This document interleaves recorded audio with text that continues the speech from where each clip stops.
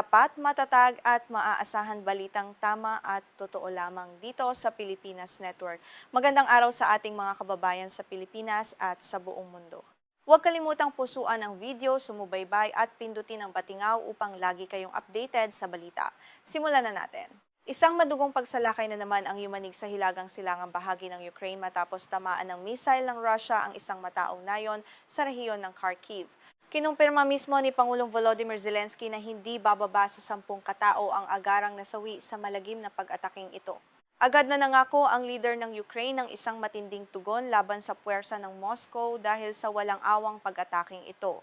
Naganap ang trahedya sa nayon ng Pechenihi kung saan tinamaan ng Russia ang isang abalang intersection.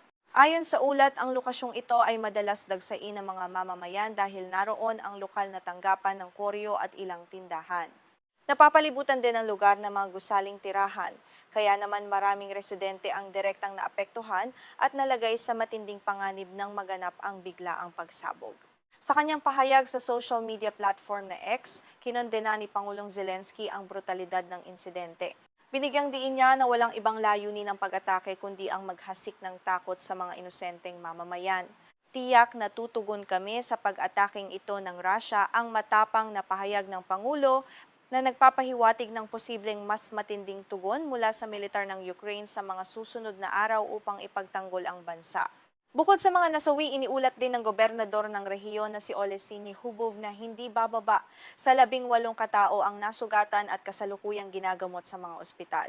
Marami sa kanila ang nagtamo ng malulubhang pinsala dahil sa tindi ng pagsabog at mga lumilipad na labi ng mga gusali. Patuloy pa ring tinutukoy ng mga otoridad ang kabuuang bilang ng mga biktima habang nagpapatuloy ang paglilinis at paghahanap sa lugar. Malawak ang naging pinsala sa mga ari-arian sa Pechenihi. Ayon sa mga opisyal, 10 pribadong gusali, isang kapihan, isang tanggapan ng koryo, 5 tindahan at 15 sasakyan ang dumanas ng matinding pagkawasak. Ang mga larawan at video mula sa pinangyarihan ay nagpapakita ng mga nasunog na sasakyan at gumuhong mga pader na nagpapatunay sa lakas ng sumabog na missile na nagdulot ng matinding takot at pinsala sa buong komunidad. Batay sa paunang impormasyon mula sa tanggapan ng Prosecutor General ng Ukraine, gumamit umano ang Russia ng 2 maliliit na Banderol cruise missile sa naturang pag-atake. Ang ganitong uri ng armas ay may kakayahang tumama ng may mataas na katumpakan ngunit maaari pa ring magdulot ng malawakang pinsala kapag pinakawalan sa mga mataong lugar. Kasalukuyan ng kinokolekta ng mga eksperto ang mga piraso ng missile para sa mas malalim na investigasyon. Sa panayam ng pampublikong broadcaster na suspilne sa isang lokal na opisyal, sinabi ng opisyal na ang mismong sentro ng nayon ang direktang tinamaan. Ito ang puso ng komunidad kung saan nagtitipon ang mga tao para sa kanilang pang-araw-araw na pangangailangan tulad ng pagpapadala ng liham o pamimili. Ang pagpili sa oras at lokasyon ng pag-atake ay nagpapakita ng kawalan ng pakialam sa buhay ng mga inosenteng sibilyan sa rehiyon.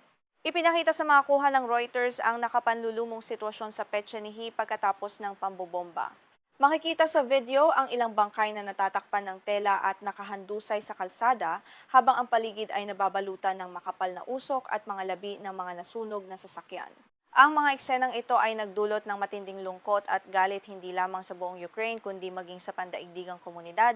Sa kabila ng mga malinaw na ebidensya at opisyal na pahayag mula sa panig ng Ukraine, wala pang agarang komento o tugon ang pamahalaan ng Russia hinggil sa naganap na pag-atake sa Pechenihi. Madalas na nananahimik ang Moscow o kaya ay nagtatatuwa kapag may mga ulat ng pag-atake sa mga sibilyang target na lalong nagpapahirap sa paghahanap ng hustisya para sa mga biktima ng patuloy na digmaang nagaganap sa silangang Europa. Napansin ng mga eksperto sa militar na lalo pang pinatindi ng Russia ang mga pag-atake nito mula sa himpapawid laban sa Ukraine ngayong panahon ng tag-init. Ang estratehiyang ito ay naglalayong pahinain at ubusin ang kakayahan ng depensa ang panghimpapawid ng Ukraine at magdulot ng takot sa populasyon. Sa pamamagitan ng sunod-sunod na pagpapakawala ng mga missile at drone, sinusubukan ng Moscow na buwagin ang determinasyon ng mga Ukrainyano na ipagtanggol ang kanilang soberanya. Sinasamantala ng Russia ang kritikal na kakulangan ng Ukraine sa mga missile na pangharang na kailangan upang pabagsakin ang mga ballistic missile. Dahil sa limitadong supply ng mga sistema ng depensang panghimpapawid, nahihirapan ang militar ng Ukraine na protektahan ang bawat sulok ng bansa lalo na ang maliliit na nayon tulad ng Pechenihi na walang sapat na proteksyon kumpara sa mga pangunahing lungsod tulad ng Kyiv o Lviv. Agad namang kumilos ang United Nations Human Rights Monitoring Mission sa Ukraine matapos mabalitaan ang insidente. Sa kanilang post sa X, sinabi nilang kasalukuyan na silang nagtitipon ng impormasyon tungkol sa pag-atake sa Pechenihi at sa epekto nito sa mga sibilyan. Ang impormasyong ito ay gagamitin upang idokumento ang mga posibleng paglabag sa karapatang pantao at batas ng digmaan na nagaganap sa bansa. Kamakailan lamang ay inihayag ng United Nations na ang bilang ng mga sibilyang biktima sa digmaan sa Ukraine ay tumaas ng halos 30% noong nakaraang buwan ng Hulyo kumpara sa naunang buwan. Ang nakababahalang kalakarang ito ay nagpapakita na ang labanan ay lalong nagiging mapanganib para sa mga ordinaryong mamamayan na walang direktang kinalaman sa politika o militar, ngunit siyang nagbabayad ng pinakamabigat na halaga. Bilang tugon sa mga agresibong hakbang ng Russia, pinalakas din ng Ukraine ang sarili nitong mga pag-atake sa loob ng teritoryo ng Russia. Target ng Kyiv ang mga pasilidad ng langis at logistikong infrastruktura ng Moscow upang pahinain ang kakayahan nitong pondohan at patakbuhin ang makinarya ng digmaan. Ang mga ganting pag-ataking ito ay naglalayong magdulot ng presyur sa loob mismo ng Russia upang mapilitang muling pag-isipan ng pamahalaan nito ang pagpapatuloy ng labanan. Kamakailan, inihayag ng alkalde ng Moscow na naglunsad ang Ukraine ng humigit kumulang 620 drone patungo sa kabisera ng Russia at mga kalapit na rehiyon. Itinuturing itong isa sa pinakamalaking pag-atake mula sa himpapawid ng Kyiv mula nang magsimula ang digmaan. Bagamat sinabi ng Russia na karamihan sa mga drone ay napabagsak, nagdulot pa rin ang insidente ng matinding pangamba sa mga residente ng Moscow at mga kalapit na lugar. Ang malawakang pag-atake ng mga drone ng Ukraine ay nagpapakita ng lumalagong kakayahan nito sa teknolohiya at mga taktikang militar sa kabila ng kakulangan sa tradisyonal na armas. Sa pamamagitan ng pag-target sa puso ng Russia, nais ipakita ng Ukraine na hindi ito basta-basta susuko at kaya nitong dalhin ang digmaan sa mismong pintuan ng Moscow upang pilitin ang pamahalaan doon na muling pag-isipan ang mga hakbang nito. Sa kabila ng tumitinding karahasan at pinsala sa magkabilang panig, patuloy na itinatanggi ng Russia at Ukraine na sinasadya nilang targetin ang mga sibilyan sa kanilang mga operasyong militar. Parehong iginigiit ng dalawang bansa na mga estratehikong pasilidad lamang ang kanilang mga target, ngunit ang aktual na sitwasyon sa mga lugar ng labanan ay nagpapakita na ang mga inosenteng buhay ang madalas na unang nagdurusa sa mga pagsabog. Ang patuloy na pag-atake sa mga sibilyang lugar ay nagdudulot ng matinding presyur sa pandaigdigang komunidad na maglunsad ng mas mabilis at mas epektibong aksyon. Maraming bansa ang muling nananawagan para sa mas mahigpit na parusa laban sa Russia at karagdagang tulong militar para sa Ukraine. Gayunpaman, ang diplomatikong solusyon ay tila napakalayo pa ring makamit habang patuloy na nagpapalitan ng mga pag-atake ang dalawang panig. Patuloy na humihingi ang Ukraine ng mga modernong sistema ng depensang panghimpapawid mula sa mga kaalyado nito sa kanluran upang mapigilan ang mga katulad na trahedya sa hinaharap. Ayon sa mga opisyal sa Kyiv, bawat araw ng pagkaantala sa tulong ay nangangahulugang mas maraming sibilyan ang nalalagay sa panganib.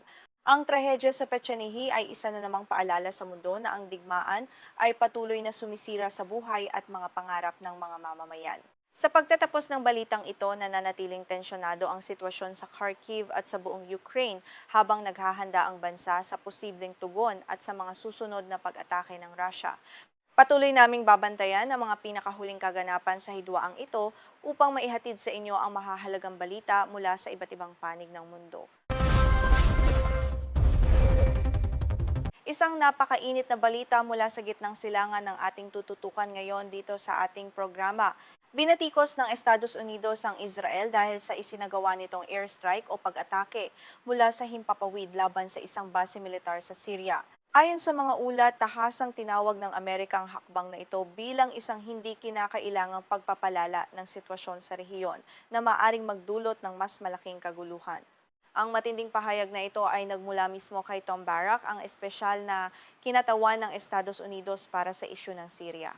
Noong ika-18 ng Agosto, ipinahayag niya ang malalim na pagkabahala ng pamahalaang Amerikano ukol sa naganap na pambobomba ng Israel. Binigyang diin niya na ang ganitong mga aksyong militar ay walang naitutulong sa pagpapanatili ng kapayapaan at katatagan sa buong gitnang silangan. Ang naging target ng pambobomba ng mga puwersang Israeli ay ang Abu al-Duhur Air Base na matatagpuan sa hilagang kanlurang bahagi ng Syria. Ayon sa mga nakalap na impormasyon, ang pag-ataking ito ay nagdulot ng malaking pinsala sa mismong runway o daanan ng mga eroplano sa loob ng base militar. Agad itong naging mitsa ng panibagong tensyon sa pagitan ng magkakaratig na bansa sa rehiyon. Bagaman nagdulot ng malaking pinsala sa infrastruktura ng paliparan ang nasabing pagsabog, kinumpirma ng mga lokal na awtoridad na walang naiulat na nasawi o nasugatan sa insidente. Gayunpaman, ang pag-atake sa isang estratehikong pasilidad tulad ng Abu al-Duhur ay nagpapakita ng agresibong layunin ng Israel na pigilan ng anumang banta na maaaring magmula sa loob ng teritoryo ng Syria. Mahalagang malaman na ang Abu al-Duhur Air Base ay matagal nang hindi aktibo simula pa noong taong 2012. Sa kasalukuyan, ang pasilidad na ito ay binabantayan lamang ng mga puwersa sa ilalim ng Ministry ng Depensa ng Syria. Dahil dito, marami ang nagtatanong kung bakit ito naging pangunahing target ng Israel, gayong wala namang aktibong operasyong militar na nagaganap dito. Ngunit may mahalagang detalye na inilabas ang Syrian Observatory for Human Rights na nakabase sa Britanya. Ayon sa kanila, naganap ang pambobomba ilang araw matapos bumisita ang isang delegasyon ng depensa mula sa Turkey sa naturang airbase. Ang pagbisitang ito ay bahagi umano ng mga pagsisikap na muling buhayin at isaayos ang operasyon ng Abu al-Duhur para sa mga susunod na panahon. Ang presensya ng Turkey sa base militar ay pinaniniwalaang nagdulot ng pangamba sa panig ng Israel. Bagaman may mga ulat na lumabas ukol sa pagbisitang ito, nananatiling tahimik ang pamahalaan at militar ng Israel at tumangging magbigay ng anumang opisyal na pahayag o kumpirmasyon hinggil sa kanilang motibo sa pambobomba. Ang pananahimik na ito ay lalo lamang nagdagdag ng misteryo sa tunay na layunin ng kanilang aksyon. Hindi ito ang unang pagkakataon na sumalakay ang Israel sa Syria. Sa katunayan, daan-daang katulad na airstrike na ang kanilang isinagawa mula nang bumagsak ang rehimen ng dating Pangulong Bashar al-Assad noong Disyembre ng taong 2024.